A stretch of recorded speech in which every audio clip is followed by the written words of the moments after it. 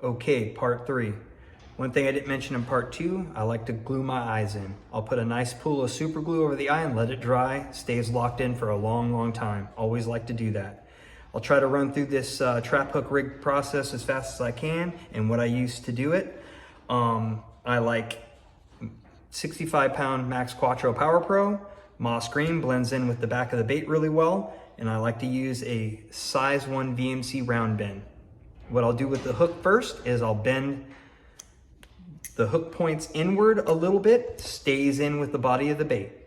Now, if you can imagine, one out of the pack. On bottom bouncing these shad baits or the Cadence, I like to keep the fin. I'll trim a little bit off of it, make it a little bit more lower profile. Reason being is this line will lean to each side and keep it away from the beast hook when it pops out.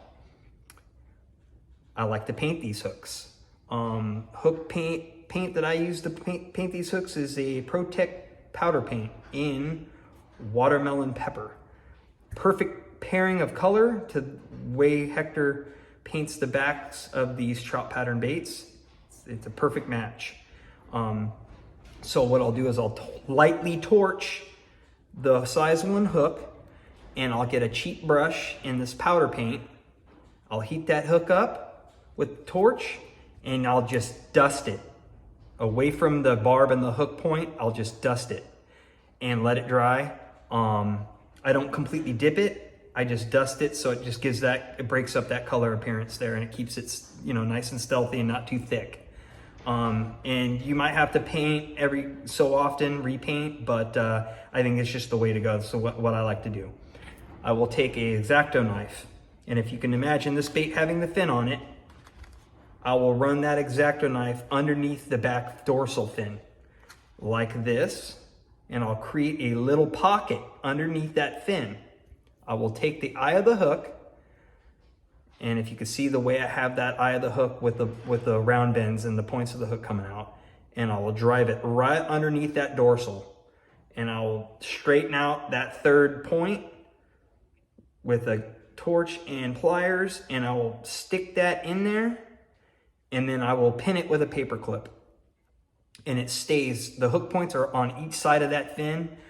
My 12.5 on the Cadence ran trap hook, a little bit larger one. I think it was a 1/0, and I bring that fish in with just the trap hook.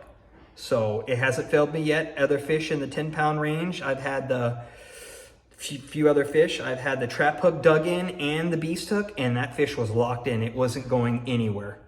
It came right to the net and it was locked in.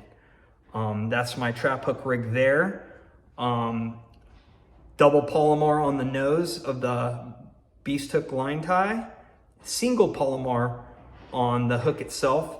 That way I can gauge and cinch down the right length of a line that I need, so I can keep that line when I pop it in running straight along the side of that dorsal fin, so it stays nice and straight and it doesn't feather out or bow out at all. It's just nice and straight. And that is my trap hook rig. Stays relatively weedless, and it does a great job for me catching short strikes and bigger fish. Make sure when you set the hook on those bottom fish to let that rod load. I'm hyperactive and I made that mistake way too many times. Make sure that rod loads before you swing. I know it's fundamental, but seem to forget at times.